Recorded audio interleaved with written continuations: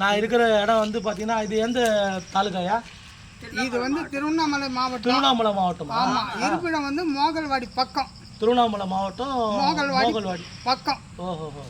மோகல்வாடி எந்த தாலுகா வருது? இது வந்தவாசி தாலுகா. வந்தவாசி தாலுகா திருவண்ணாமலை மாவட்டத்தில் இருக்கிறேன் நான்.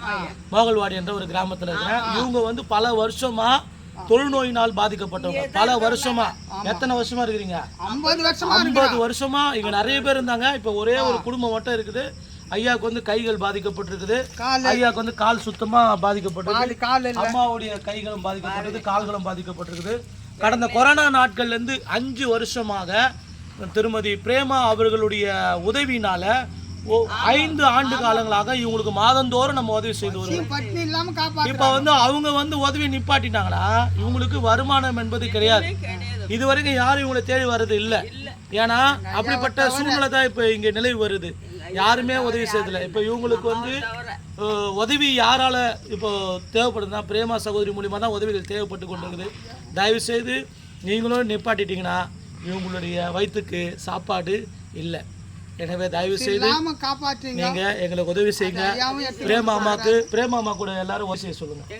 எங்களுக்கு பிரேமாமா எதிர்பார்க்கும் எல்லாரும் அவங்க பிரேமாமாவுக்கு உதவி செய்யணும்.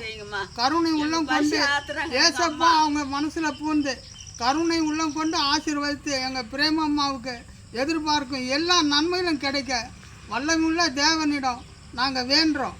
ஏசப்பா தான் எங்க பிரேமாமா எதிர்பார்க்கும் நன்மைகள் அத்தனையும் கிடைக்கணும். கொடுத்தவர்கள் மட்டும் இல்லை, மேலும் மேலும் எல்லாரும் உதவிகள் செய்யணும். எங்கள் போன்ற இந்த தொழுநோயாளிகளுக்காக அவங்க முன்னின்று செய்கிறாங்க.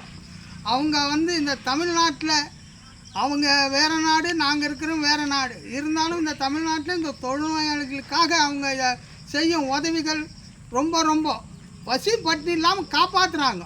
இந்த ஒரு மனிதனுக்கு பசியும் பட்டினி தானே, அது இல்லாமல் காப்பாற்றி வரும். எங்கள் பிரேமா அம்மாவுக்கு அவர்கள் குடும்பத்திற்கும் எந்த ஒரு கஷ்டம் இல்லாமல் நோய் நொடி இல்லாமல் பாதுகாத்து வல்லமுள்ள தேவன் உதவி செய்பவர்கள்